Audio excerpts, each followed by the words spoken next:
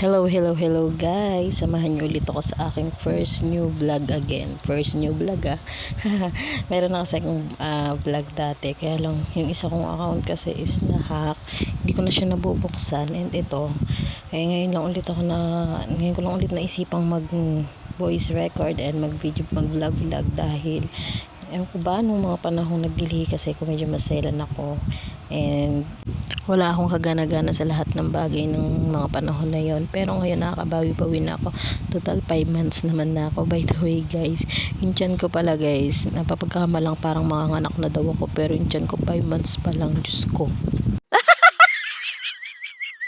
nag-uunti-unti na nga pala ako magliligpit ng aking kwarto dahil ang kwarto ko hindi ko na malaman ngayon. Diyos ko, akala mo nang sinabugan na hindi mo maintindihan kalat. Sobrang dami ng gamit.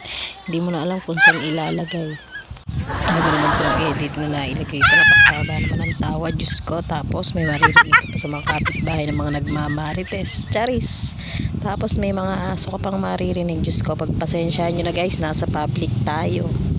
At mabalik nga tayo dito sa aking tupi, pagkadami-daming isinabog na hindi maintindihan kung saan ko ilalagay. Iukay ko na lang kaya. Charis. Malapit-lapit na rin kasi ang panganganak ko, kaya nag-uunti-unti na ako ng mga gamit na dapat isinop at mga dapat lang na gamit na ilabas, kasi nga maliit lang yung kwarto ko at yung mga sasapat lang dapat para na rin mabawasan na rin ng alikabok. Mas okay na rin na dito na lang ako sa loob ng kwarto kasi nakikipagmarites naman ako sa mga chismosa. Charis. Uy, tamaan sa pool. Joke lang. Buti na lang din at naisipan ko ngayong sipaging magtupi ng damit kasi nga wala na rin ako kasama ngayon, Lunes ngayon, at may pasok si jowa. Nakakainip yung maghapon pagka wala kang kasama, kaya mas naisipan ko na lang ganito magtupi. Ay nako guys, first time ko na naman ulit mag voice over and nahihirapan na naman ako kung ano yung mga sasabihin ko sa inyo, kasi nga na-stop ako ng matagal kasi nung lagi na ako nag-voice over, medyo sanay-sanay na yung boses ko. Ngayon, Diyos ko, isipin ko pa kung ano na may sasabihin ko, kaya pansin nyo ba sa voice over ko, utal-utal. Pagpasensyahan nyo na guys.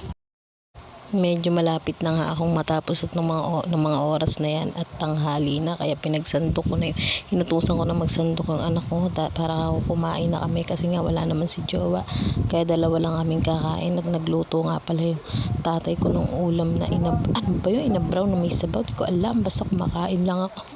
Joke. Alauna na rin kasi ng tanghali yan, at ayan, pagkatapos kong kumain, yan lagi ang sistema ko mula nung nabuntis ako guys. Pagkakain ko, lagi akong antok na antok. Sa sobrang init naman ng panahon, di ka naman makatulog. Yung liig ko, Diyos ko, sobrang pawis.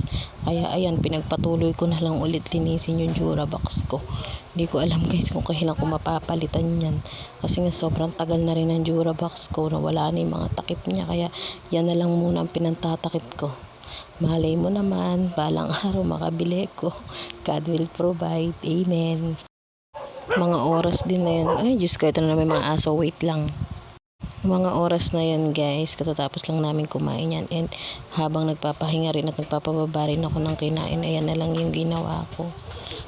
Manifesting sana sa susunod makapagpakisamit, makapagpalitada naman ako ng maliit kong bahay, para sana bago dumating ang ating second baby maayos na rito, maaliwalas na, hindi siya mainitan gaya ng pagtitiis na ginagawa namin ngayon. Diyos ko, yun lang malaking pasasalamat ko na sa Diyos na makapagpakisame kami. Diyos ko, ano ba yan, sobrang hirap ng buhay, lahat gagawin mo kahit pagbablog.